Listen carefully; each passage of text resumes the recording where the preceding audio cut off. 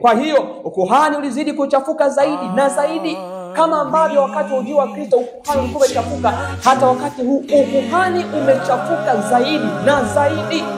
Sio mara moja kuhani kukamatwa amefanya uzinzi na muumini, sio mara moja kuhani kukamatwa akiwa, wapendwa, amekula fedha ya kanisa. Ukuhani ulichafuka wakati wa ujio wa kwanza wa Kristo, ukuhani umechafuka wakati wa ujio wa pili wa Kristo.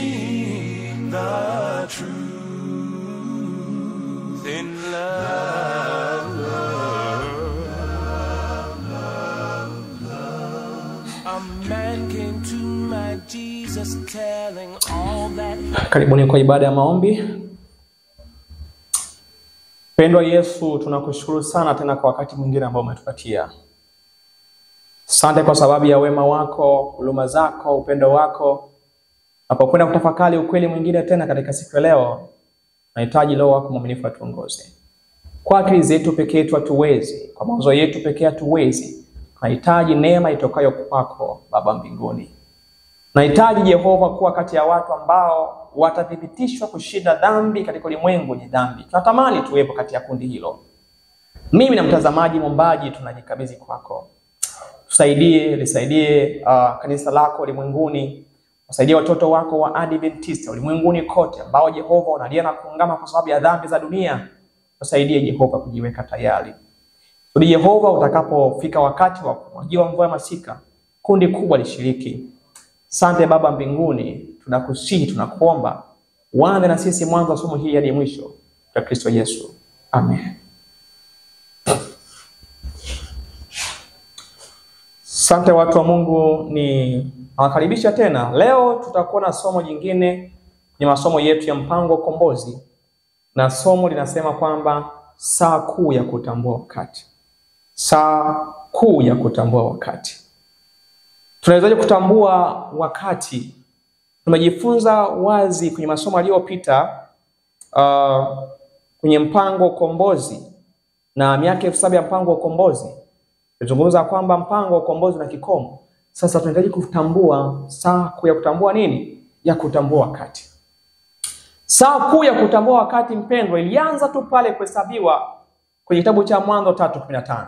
Baada ya wazazi wetu Adam na Hawa kuwa wamefanya dhambi na kuondolewa kwenye bustani ya Eden, mpendwa, ratiba ya Mungu ya kumkomboa mwanadamu ilianza pale. Na tumesema kwamba ile ratiba itadumu ndani ya miaka 6,000 kwa duniani, lakini mwaka 7,000 mbinguni. Kwa hiyo miaka 7 itakuwa ni miaka kwa ajili ya kumrejesha tena mwanadamu katika bustani ya Eden. Kwa sababu aliasi akatolewa katika bustani ya Eden kwenye Mwanzo 3:15 baada ya kuwekwa na uadui. Basi kwenye kitabu cha Ufunuo 22 mstari wa 4, mpendwa, atarejeshwa tena. Kwa hiyo huo muda wote huo kutoka Mwanzo 3:15 na mpaka Ufunuo, mpendwa, 22:4 itakuwa ni kipindi cha kumrejesha mwanadamu tena. Hem, tutazame kitabu cha Mwanzo 3:15 na Ufunuo 22 mstari wa 4 nazungumzaje. Tukianza 3:15, maandiko yanasema hivi. Anasema, nami nitaweka uadui kati yako na huyo mwanamke, na kati ya uzao wako na uzao wake. Huo utakuponda kichwa na wewe utamponda kisigino. Kwa hiyo Mungu aliweka ahadi ya kwamba kungekuwa na uadui, na unajua Mungu kama asingeweka uadui kati ya sisi na shetani, tungelikuwa marafiki wa shetani.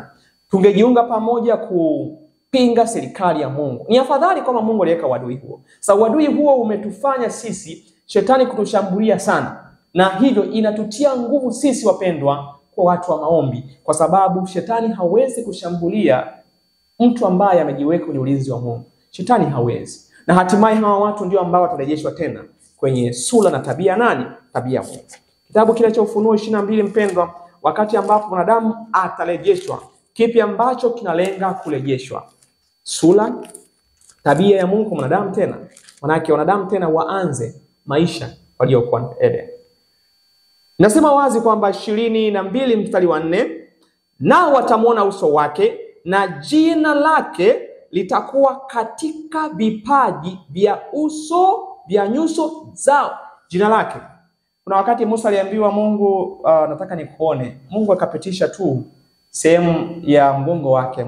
Mungu akajitambulisha kwamba mimi Mungu mwenye rehema, mwenye huruma. Kwa hiyo Mungu anatamani hawa watu tena wawe na rehema kama walivyokuwa mwanzo. Leo rehema hiyo wapendwa hatunayo, ni ya kuibaiba sana.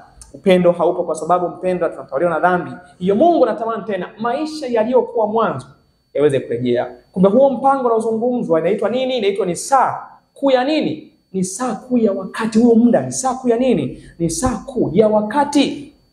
Saa kuu ya wakati. Kwa nini? Kwa sababu watu wa Mungu, shetani anafahamu muda wake. Anafahamu mno. Na wapendwa ni kwamba hakuna kitu ambacho kwa Mungu hakina muda. Mpango wa ukombozi ni miaka 7, duniani ni miaka 6. Mwaka wa 7 watoto wa Mungu mbinguni ambao ni miaka 1000. Hakuna kitu kwa Mungu ambacho hakina timeline. Hata shetani alipewa muda. Na cha ajabu ni kwamba shetani anatambua. Na cha ajabu ni kwamba watu wa Mungu hatutambui, kwa sababu maandiko yanazungumza wazi kila hatua, kila wakati na majira. Kuna wakati wa kulima, kuna wakati wa kuvuna. Kila wakati. Kwa hiyo muda huu wapendwa ni wa kulima. Wakati mavuno umekaribia. Na mavuno yatakapokaribia, yatakapokuwa yamefika mpendwa, watu wa Mungu watavunwa kwa ajili ya uzima wa milele. Sikiliza Ufunuo 12 mstari wa Ufunuo 12 mstari wa 12. Yazungumza wazi ya kwamba kwa hiyo shangilieni enyi mbingu nanyi mkao humo, ole wa nchi na bahari. Kwa maana yule ibilisi ameshuka kwenu mwenye ghadhabu nyingi, akijua ya kuwa ana wakati mchache tu. Shetani anafahamu ya kwamba ana muda mchache. Shetani anafahamu kwamba ana wakati mchache tu, lakini watu wa Mungu hawajui kwamba wana wakati mchache. Shetani na malaika zake wanajua kwamba wana muda wa miaka 6 tu duniani hapa. Na ile miaka 1000 watakuwa duniani wakijutia maovu walioyafanya, dhambi walizosababisha. Kwa hiyo anafahamu. Ndio maana wakati huo anafanya mambo very aggressive, kwa sababu anajua limit yake imekaribia sana. Kwa nini? Kwa sababu maandiko yako wazi ya kwamba kwenye Mhubiri 3 mstari wa 1, kwa kila jambo kuna majira yake na wakati kwa kusudi chini ya mbingu. Ona, kila jambo kuna majira nini yake. Na majira haya mpendwa ndio wakati unaozungumzwa hapo. Yaani na wakati kwa kila kusudi chini ya mbingu. Kusudi la kumwokoa mwanadamu mpendwa litakuwa pia na wakati wake. Kwa sababu hata Paulo mwenyewe anazungumza wazi ya kwamba kwenye kitabu cha Matendo 17:26 ya kwamba naye alifanya kila taifa la wanadamu kutoka katika mmoja wakae juu ya uso wa nchi yote, akiisha kuwawekea nyakati. Unaona, Mungu ndio huwa anaweka nyakati. Nyakati hizi huitwa appointed time. Na hizi nyakati haziitwi time setting, ni appointed time. Hata wakati wa kumkomboa mwanadamu, wa kumrejesha ni miaka 7. Hii sio time setting, ila ni appointed time. Ni muda aliyouamuru. Yaani Mungu aliamuru kwamba Silas utazaliwa Tanzania. Tumeelewana? Na muda wako utakuwa ni huu, utazaliwa miaka karne 20, sawa? Alisema Mungu. Kwa hiyo ni Mungu alichokizungumza, sawa? Alikiappoint. Na ndio maana anazungumza wazi Yeremia na Isaya kwamba aliwafahamu wangali ndani ya nini? Ya tumbo la mama yake.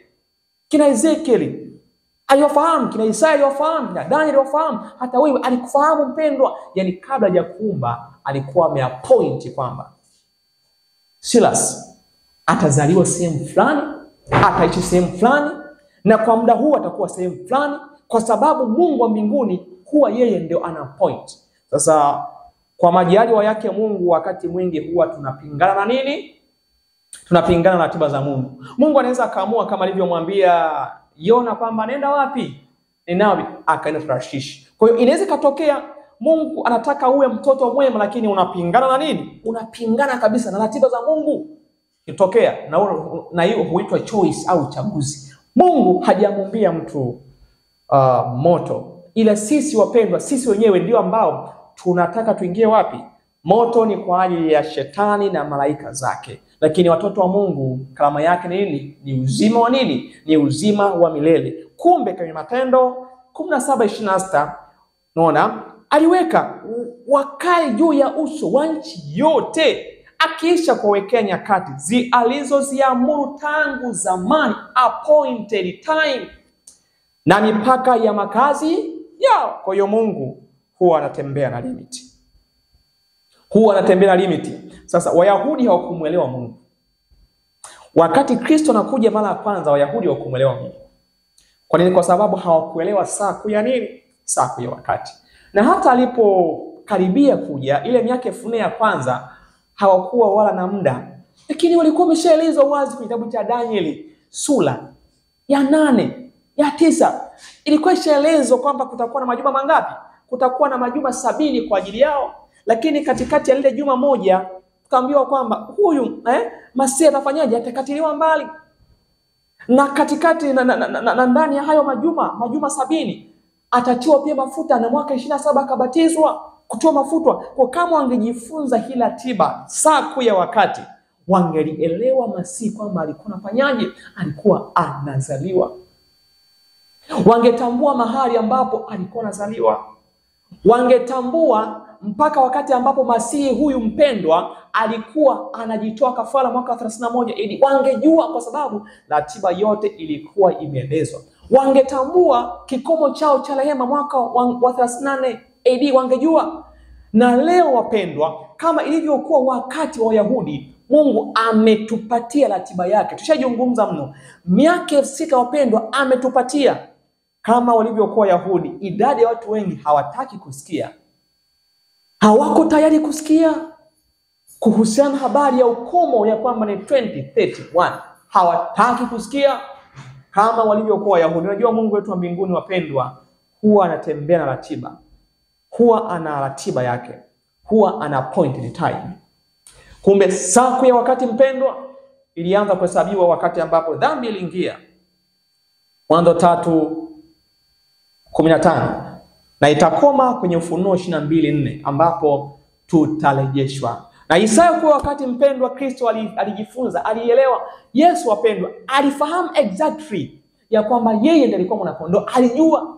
Na Yesu wapendwa alifanya kazi kwa kasi kwa sababu alijua kwamba alikuwa na miaka 3.5. Je, tunafahamu kufika 2031 nimebaki muda gani? Je, tunaweki aggressive? Tunafahamu ya kwamba tuna muda mchache wa kufanya kazi? Wengi mpendwa hawafahamu. Na lazima tuelewe kwamba saa kuu ya wakati ni ratiba ya Mungu, ni appointed time, sio ya kwetu. Hii sio time setting, hii ni ratiba ya Mungu kwa sababu anasema yeye ndiye aliamua tuzaliwe wapi. Hivyo kama ilivyokuwa wakati wa ujio wa kwanza wa Kristo, kulikuwa na makundi mangapi? Makundi mawili. Kundi la kwanza, wachache kanisani walitambua. Kundi la pili, wenye hekima nje ya kanisa walifanyaje? Walitambua. Hata ujio wa pili wa Kristo, wachache kanisani watatambua, lakini pia wachache wenye hekima watafanyaje? Watatambua. Wenye hekima hawa ni nini? Intellectual people, watu wasomi, watu wenye elimu, watu ambao wanatembea na ratiba, watu ambao wanajua kuangalia, kufocus mambo kama walivyokuwa Majusi, watu wanajibu, wa sayansi, wakitazama kitu wanaona kwa hekima. Hao ndio wenye hekima. Wakati wa ujio wa kwanza wa Kristo walikuwepo, wakati wa ujio wa pili wa Kristo pia watakuwepo hao watu. Hebu tuone. Ngoja tuone. Wakati wa ujio wa kwanza wa Kristo walikuwepo kanisani wachache. Hapa utakutana na mtu mmoja aitwa Simeoni, Hana binti Fanuel, Mariam na Yusufu, lakini pia hata wale wachungaji. Walitambua, lakini idadi kubwa ya watu wa Mungu hawakutambua. Hata leo wachache kanisani wanatambua, ila idadi kubwa hawatambui. Lakini pia hata leo mamajusi wanatambua, lakini watu wa Mungu watambui. Hebu sikiliza kwenye Luka 2:25 mpaka 30. Uone jinsi ambavyo wachache kanisani walitambua. Luka 2:25-30. Na tazama, pale Yerusalemu palikuwa na mtu jina lake Simeoni. Naye ni mtu mwenye haki, mcha Mungu, akitarajia faraja ya Israeli. Na Roho Mtakatifu alikuwa juu yake. Naye alikuwa ameonywa na Roho Mtakatifu ya kwamba hataona mauti kabla ya kumwona Kristo wa Bwana. Kwa hiyo kumbe Simeoni katika wakati alipokuwa akiishi alitegemea kumwona nani? Kumwona Bwana. Na tumeambiwa kwamba katika wakati wetu huu kizazi hiki hakitapita mpaka tutakapofanyaje? Tutakapomwona Bwana. Anasema nani hayo maneno? Roho Mtakatifu. Na kama watu sasa hawataki, dalili movement ya Sunday Law iko mbele ya macho yao. Wanashuhudia kabisa kwamba kuna movement ya Amerika na bado watu hawataki. Na Mungu anasema kwamba mtamuona Bwana katika kizazi chenu kama ilivyokuwa Simeoni. Watu hawataki. Na sure ni kwamba kizazi chetu tunaoshuhudia haya mambo, nina uhakika kwa sababu nimejifunza unabii pamoja na Biblia, tutamuona Bwana. Hana muda mrefu, wewe utake ukatae, tutamuona Bwana katika kizazi chetu hiki. Lazima tumuone Bwana. Sikiza ninavyozungumza, na alikuwa ameonya Roho Mtakatifu ya kwamba hataona mauti kabla ya kumuona Kristo wa Bwana. Basi akaja hekaluni ameongozwa na Roho, na wale wazazi walipomleta mtoto Yesu ndani ili wamfanyie kama ilivyokuwa desturi ya sheria, yeye mwenyewe alimpokea mikononi mwake, akamshukuru Mungu akisema, sasa Bwana, wamruhusu mtumishi wako kwa amani, kama ulivyosema, kwa kuwa macho yangu yameuona wokovu wako. Macho yetu yataona wokovu wa Mungu. Lazima tukio yatimie kwa sababu Kristo amefanya, maana yeye ameamua toka zamani. Lakini pia Anna binti Fanueli, nabii huyu mke, pia alidumu hekaluni, alidumu kanisani, alijua. Sasa ajabu ni kwamba watu wapo kanisani ila hawajui. Wachache wakati wajua kwanza wa Kristo walitambua. Luka 2:36 mpaka 38. Maandiko yanasema hivi: palikuwa na nabii mke jina lake Anna binti Fanueli wa kabila ya Asheri, na umri wake ulikuwa miaka mingi. Alikuwa amekaa na mume miaka 7 baada ya wanawali wake, naye ni mjane wa miaka 84. Haondoki katika hekalu, ila huabudu usiku na mchana kwa kufunga na kuomba. Huyu alitokea saa ile ile akamshukuru Mungu na wote waliokuwa wakiutarajia ukombozi katika Yerusalemu. Naona akawatolea habari nini? Habari zake wakati mtoto Yesu ameletwa hekaluni. Hana binti Fanuel, hao walitambua ya kwamba Mwokozi alikuwa amezaliwa, walijua, lakini Wayahudi hawakutambua. Mariamu na Yusufu kwenye Luka 1:26-31, mwezi wa 6 malaika Gabriel alitumwa kwa Mungu kwenda mpaka mji wa Galilaya jina lake Nazareti, kwa mwanawali bikira aliyekuwa ameposwa na mtu jina lake Yusufu wa mbali ya Daudi, na jina lake bikira huyo ni Mariamu. Akaingia nyumbani kwake akasema, salamu, uliyepewa neema, Bwana yu nawe. Naye akafadhaika sana kwa ajili ya maneno yake, akawaza moyoni, salamu hii ni ya namna gani?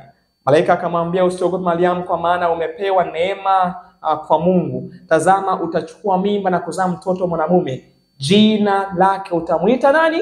Yesu. Alitambua Mariamu kwamba mtoto alikuwa anakwenda kuzaliwa, na yeye ndiye ambaye angefanyaje? Ndiye angemzaa huyo mtoto. Swali: kwa nini Mungu aliamua kumchagua Mariamu na Yusufu? Kwa sababu walikuwa ni watu wanyenyekevu katika wakati ule, na hivyo Mungu wa mbinguni pia hata wakati huu wa pili ujio wake, wale watu ambao ni wanyenyekevu wanaodumu hekaluni, mpendwa, watatambua kwamba dalili wakati ujio wa Kristo hauko mbali. Watatambua saa kuu ya wakati, wataijua saa kuu ya mpango wa ukombozi ambao ni miaka 7, ambapo miaka 6 duniani hapa na ukomo wake, mpendwa, upo karibu. Lazima watafahamu. Ukitaka kutokufahamu ni kwamba hautaki kufahamu. Wakati ule pia walikuwepo wachungaji nao walifahamu uaminifu, ambao wakati wa kuchunga kwao walikuwa wakizungumza habari za ujio wa nani? Wa Kristo. Lakini leo hii ukizungumza habari za ujio wa Kristo, watu wanachukia, hawataki Yesu aje, maana yake hawampendi huyu Kristo. Bado wana mipango ambayo haishikamani na ratiba za Mungu. Unajua, ukiwa na mipango mikubwa ambayo haina Yesu katikati, huwezi kutaka Yesu aje. Dunia hii iliyojaa dhambi wengi wanaipenda. Ndipo uwekezaji wao mkubwa uko wapi? Watu wamewekeza miradi mikubwa katika ulimwengu huu. Hivyo wakisikia kuhusu habari za ujio wa Kristo wanaogopa miradi yao. Je, inakomea pale? Itaendelezwaje miradi hiyo anapokuja Yesu? lakini uko mradi mmoja usiokoma. Huo ni mradi ambao uwekezaji wake ni wapi? Ni mbinguni. Huo ndio mradi ambao kila anayetarajia kumuona Kristo lazima awekeze kwenye huo mradi. Na kama hatuwekezi kwenye huo mradi, wapendwa, itakuwa ni ajabu. Marejeo ya Kristo kwetu yatakuwa kama fumbo.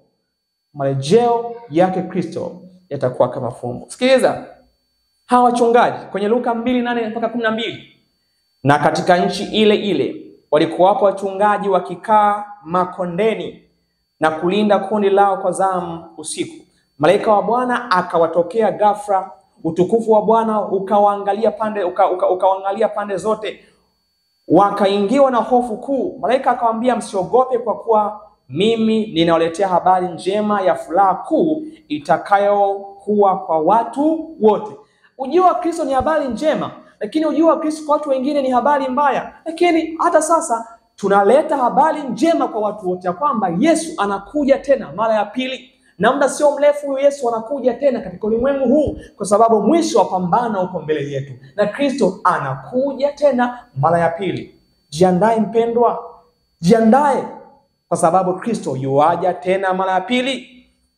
Na Luka anazungumza wazi kwamba, maana leo katika mji wa Daudi amezaliwa kwa ajili yenu Mwokozi, ndiye Kristo Bwana, na hii ndiyo ishara kwenu, mtamkuta mtoto mchanga amevikwa nguo za kitoto, amelala katika holi ya kulia ng'ombe. Waliambiwa, na kweli walipokwenda walifahamu. Na nabii wa Mungu anazungumza wazi ya kwamba Wayahudi wakati wa ujio wa Kristo hawakutambua. Kwa nini? Kwa sababu walikuwa wameshaondoka kwenye mpango wa kumsubiri Masihi. Ratiba zao zote zilikuwa zimegeuzwa kwa mafanikio ya wakati ule.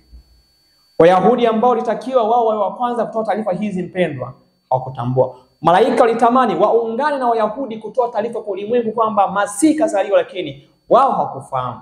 Waadventista wakati huu Mungu anatamani waungane naye, watoe taarifa kwa watu ya kwamba ujio wa pili wa Kristo upo karibu, lakini wamelala.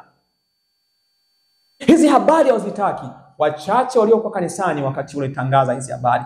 Wachache ndani ya kanisa wakati huu watatangaza hizo habari za ujio wa Kristo mara ya pili.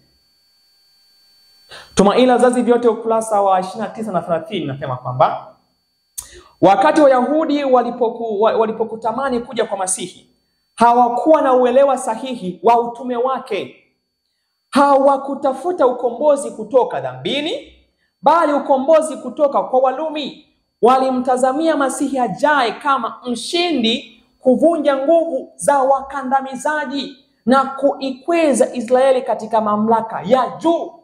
Hivyo ndivyo njia ilivyoandaliwa ya kumkataa Mwokozi.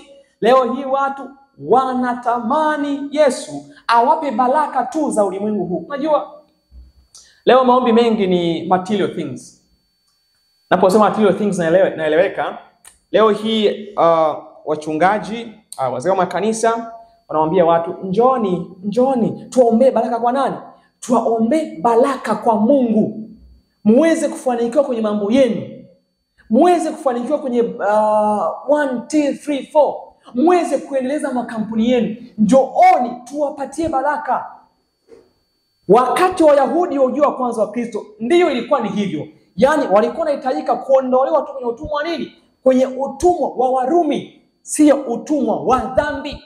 Na leo hii watu hawataki Yesu aje, kwa sababu ujio wa pili wa Yesu utatuondoa kwenye utumwa nini? Utatuondoa kwenye utumwa wa dhambi. Atakomesha magonjwa. Leo hii njoni kwa Yesu tuombe mpone magonjwa, lakini hawatambui kwamba wangetakiwa watu kuandaliwa na uponywaji wa magonjwa ya milele. Leo hii watu hawako tayari. Inasikitisha sana. Ibada nyingi hata za Jumatano, watu wa Mungu, ni kwamba watu wanaomba material things. Leteni shida zenu, Mungu awabariki, muweze kufanikiwa kwenye hiki na hiki, wanafunzi muweze kufaulu. Lakini mahitaji ya kiroho ni mara chache mno kutajwa. Ni mara chache mno kutajwa. Kwa sababu tunatamani tupate fedha kwa ajili ya kuongoza kazi ya Mungu. Na unajua Mungu hataki fedha. Anataka moyo. Moyo wa mtu uliojitoa utamaliza kazi. Fedha haiwezi kumaliza kazi. Atamaliza kazi Roho wa Mungu, mvua ya masika Itakapomwagika watu wa Mungu, hapo ndipo watamaliza kazi. Sasa leo hii tumesahau wajibu wetu wa kuwaleta watu kwa Yesu, wa kuwafundisha watu namna ya kuacha dhambi, namna ya kumruhusu Kristo aweze kuondoa dhambi na wamtafute. Leo hii tunawaambia waje wabarikiwe. Ya leo ni mibaraka. Hatuwezi kuandaliwa. Ujio wa Kristo kwetu utakuwa ni fumo kama kwa Wayahudi. Ndio maana leo zikitajwa habari za ukomo wa miaka 6000, watu wanaanza kupapasa na kuita kwamba manabii wa uongo. Let's watch. Ngoja tusubirie, itafahamika nabii wa uongo ni nani. Let us wait. Muda unakuja, muda utafika na yote yatafahamika. Nabii wa uongo alikuwa ni nani? Tusubirie. Hanatangaza kuhusu habari za majio ya Yesu na hukumu wa miaka 6000. Wanaitwa kwamba hawa watu ni waasi. Tusubirie sasa waasi watakuwa ni watu gani? Kwa sababu Mungu ameshaweka appointed time. Ratiba ya Mungu iko. Mpendwa, amkeni. Huu ni wakati wa kushughulisha akili. Acheni wapendwa kutegemea kulisha, sawa? Acheni kutegemea kulisha, sawa, mawazo yenu kwa walimu wa dunia hii. Jirisheni kwa mwalimu wa mbinguni Yesu Kristo. Ameshatoa shuhuda kwa Mama White na Biblia. Na kutazama tukio linavyokwenda, huo ndio usalama. Anazungumza wazi ya kwamba wakati wa kuzaliwa kwa Kristo, taifa hili lilikuwa katika msuguano, likiwa chini ya utawala wa mabwana wa kigeni.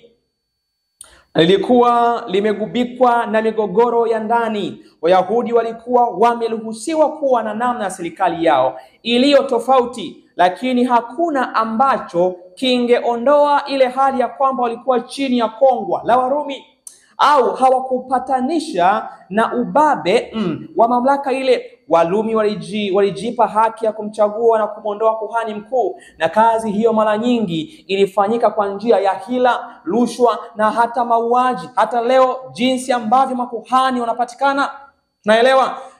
Kwa hiyo ukuhani ulizidi kuchafuka zaidi na zaidi. Kama ambavyo wakati wa ujio wa Kristo ukuhani ulikuwa umechafuka, hata wakati huu ukuhani umechafuka zaidi na zaidi. Sio mara moja kuhani kukamatwa amefanya uzinzi na muumini. Sio mara moja kuhani kukamatwa akiwa, wapendwa, amekula fedha ya kanisa. Ukuhani ulichafuka wakati wa ujio wa kwanza wa Kristo. Ukuhani umechafuka wakati wa ujio wa pili wa Kristo. Nasema kwamba kwa hiyo ukuhani ulizidi kuchafuka zaidi na zaidi, lakini bado makuhani walizidi kuwa na mamlaka makubwa kama leo hii, na waliyatumia kwa ubinafsi na kutafuta fedha. Watu walikuwa wakidaiwa mambo mengi bila huruma, na walikuwa wakitozwa na Warumi kodi kubwa. Hali hii ilisababisha upinzani mkubwa. Matukio ya vurugu yalikuwa ya kawaida. Uchoyo, matumizi ya nguvu, mashaka ya kupoa kiroho vilikuwa vikitafuna kiini chenyewe cha taifa. Ndicho ambacho kinaendelea ndani ya kanisa la Waadventista. Ndicho kinachoendelea. Kwa hiyo malaika wasingechagua makuhani kueneza hizo habari za ujio wa kwanza wa Kristo. Ndio maana hata leo ni ngumu, itakuwa ni makuhani wachache, wakuwa chache mno watakaoshiriki kuandaa watu, wakuwa chache sana. Isingewezekana. Mungu aliamua kuchagua waaminifu wachache. Hana bin Fanuel, Simeon, wachungaji, mamajusi wachache waliokuwa tayari. Tumaini la vizazi vyote, ukurasa wa 43 na 44. Wale wajumbe wa kimbingu walishangaa kuona hali ya kutojali kabisa kwa watu walioitwa na Mungu ili waupelekee ulimwengu nuru ya ukweli mtakatifu. Ndio leo taifa la Wayahudi lilikuwa limehifadhiwa kama shuhuda kwamba Kristo alikuwa azaliwe katika mbegu ya Ibrahimu na ya Daudi, lakini hawakujua kuja kwake kulikuwa kumekaribia. Hawakujua, na hata leo hawajui kuwa Waadventista hawajui kuwa ujio wa Kristo umekaribia. Na sio kwamba hawajui tu, hawataki kujua kumbe kwamba ujio wa Kristo umekaribia. Kafara za asubuhi na jioni hekaluni zilikuwa zimeelekeza kwa kila siku kwake aliye mwana kondoo wa Mungu, lakini hata hapa hapakuwa na maandalizi ya kumpokea. makuhani na walimu wa taifa hili hawakujua kwamba tukio kubwa la vizazi lilikuwa linataka kutokea lipi? Ujio wa kwanza wa Kristo na sasa ujio wa pili wa Kristo, tukio la vizazi. Walikalili kufanya sala zisizo na maana na walifanya matendo ya ibada ili kuonekana kwa watu, lakini walikuwa katika kutafuta utajiri na heshima za kidunia, wakiwa hawako tayari kwa ajili ya kufufuliwa kwa Masihi. Ndio leo watu hawako tayari kwa ajili ya kufufuliwa kwa ujio wa nani? Wa Masihi. Hawako tayari. Hizi habari wanazipinga na wanawaambia washiriki wasisikilize. Hawako tayari. Ukuhani wakati wa ujio wa kwanza wa Kristo ulikuwa umechafuka sana, na ujio wa kwanza wa Kristo ulikuwa umechafuka sana, na ujio wa pili wa Kristo utakuwa umechafuka sana. Alizuia watu wasielewe kuhusu habari ya ujio wake mara ya kwanza. Hivyo anasema kwamba hali hiyo ya kutokujali ilipotosha nchi yote ya Israeli. Mioyo yenye binafsi na iliyozungukwa na mambo ya ulimwengu haikuguswa na raha iliyoijaza mbingu. Furaha leo watu hawaguswi kwa sababu mahubiri ni simple. Watu wanakunywa maziwa wakati ni wakula vyakula vigumu. Watu hawataki tena mahubiri ya kuchoma mioyo, hawataki. Ni wachache tu waliotafuta kumuona yeye asiyeonekana. Wangapi? Wachache tu. Na unabii unajirudia, wachache tu wanaotafuta kumuona yeye asiyeonekana. Kwao hao ndiko ubalozi wa mbinguni ulikotumwa. Hao peke yake. Sikiliza, wakachaguliwa wachungaji, wakaachwa makuhani na watu wengine, akachaguliwa Maria, Yusufu, binti Fanuel, Ana, Simeon. Tumeona vizazi vyote ukurasa wa 47. Katika mbuga mahali ambapo kijana Daudi alipata kuchunga kondoo, wachungaji walikuwa bado wakikesha katika kulinda usiku. Katika saa ya ukimya usiku walikuwa wakiongelea pamoja kuhusu Mwokozi aliyeahidiwa. Walikuwa wakifanyaje? Wakizungumza kuhusiana habari ya marejeo ya nani? Lakini leo marejeo ya Kristo kanisani ni uchungu, unaweza kupigwa tamaa. Hawataki watu hizo habari za ujio wa Kristo. Wanataka watu waambiwe kuhusu habari ya utajiri. Wanataka watu habari ya kufaulu masomo, mitihani, watu waombewe wafly. Wanataka watu waponywe magonjwa, yani vitu kama vile pale, lakini hawataki kumleta yule ambaye anaweza kuponya magonjwa. Vitu viwili tofauti. Sikiza mpendo anapozungumza nabii wa Mungu Ellen White. Na waliomba kwa ajili ya mfalme ajaye katika kiti cha enzi cha Daudi. Malaika wa Bwana akawatokea ghafla. Utukufu wa Bwana ukawangalia pande zote. Wakaingiwa na hofu kuu. Malaika akamwambia, msiogope, kwa kuwa mimi ninawaletea habari njema ya furaha kuu itakayokuwa kwa watu wote. Kama alivyoambiwa nani? Alivyoambiwa Maria. Umeelewana? Maana leo katika mji wa Daudi amezaliwa kwa ajili yenu Mwokozi, ndiye Kristo Bwana. Kundi la kwanza hilo. Kundi la pili, mamajusi. Hao walikuwa ni intellectual, walikuwa ni watu wenye uwezo mkubwa wa kielimu, walikuwa wanapatikana mashariki. Leo hawa mamajusi ni watu wa elimu, watu wataalamu ya mazingira, wanaonya ulimwengu kwamba utakuwa na miaka tu michache kufikia 2030. Hao watu ambao wanasema Marekani itaanguka 2030, wameseti mpaka watch. Huyu ni yule mfalme wa British wa Uingereza ameseti mpaka watch ambayo inaonyesha kwamba kuna miaka 6 kufikia 2030 ambapo kama hata intervene kutakuwa na mabadiliko makubwa sana ya nchi, na watu hatuelewi yote hayo, hatufungui macho, hatuelewi. Wapendwa, mamajusi wakati ule walionya kwa kutazama nyota. Leo tunatazama nini? Wakati. Na watu wanatumia tu wakati, wanatumia tu vipimo vya kawaida. Walijojifunza wanaelewa, mamajusi walielewa knowledge, ujuzi waliokuwa nao, na hata leo hawa watu kwa kutumia ujuzi. Kuna kitu ambacho Mungu anatamani watu wakifahamu kwamba he is coming again. Mathayo 2:1-4. Yesu alipozaliwa katika Bethlehem ya Uyahudi zamani za mfalme Herode, Tazama, mamajusi wa mashariki walifika Yerusalemu wakisema, yuko wapi yeye aliyezaliwa mfalme wa Wayahudi? Kwa maana tuliona nyota yake waliona nini? Waliona nyota. Leo tunaona nini? Hawa watu wanaona nini leo hii?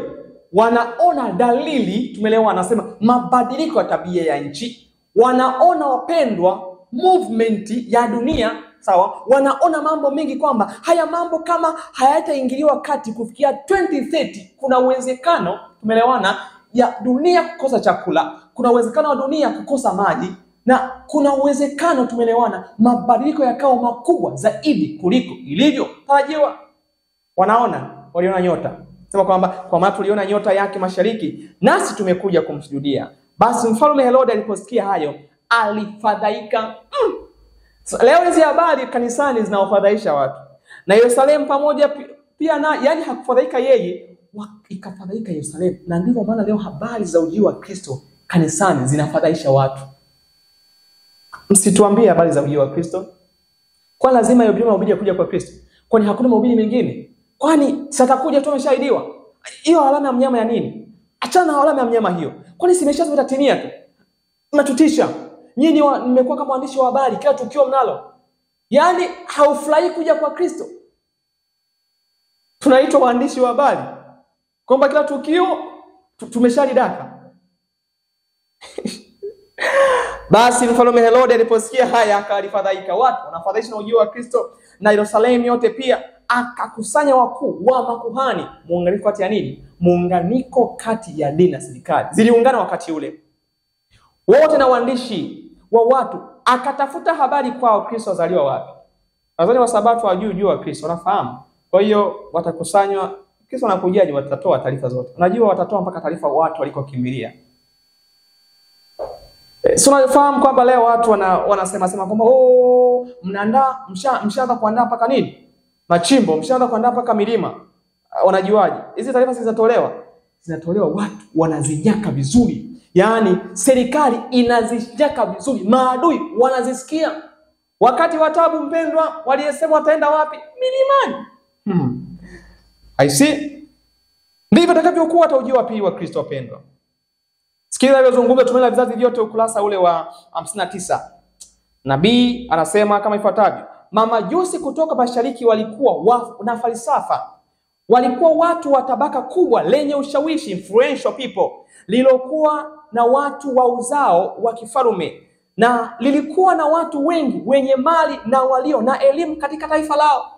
Naona hao influential people, watu wenye tabaka la juu. Mungu wetu wa mbinguni huwa anafanya kila kitu kwa wakati wake. Kama ilivyokuwa wakati wa ujio wa kwanza, ndivyo itakavyokuwa ujio wa pili. Miongoni mwa hao walikuwepo wengi waliokuwa wanaaminisha watu uongo. Wengine walikuwa watu wanyoofu waliojifunza ishara za Mungu katika maumbile ya asili, ambao walikuwa wanaheshimiwa kwa uadilifu wao na hekima yao. Wenye hekima hawa waliokuja kwa Yesu walikuwa wenye tabia hii. Na wakati huje Education ukurasa wa 179. Wakati huu wa sasa, na bila kuzungumza wazi, ni wakati wa kusimua mno kwa wote wenye uhai.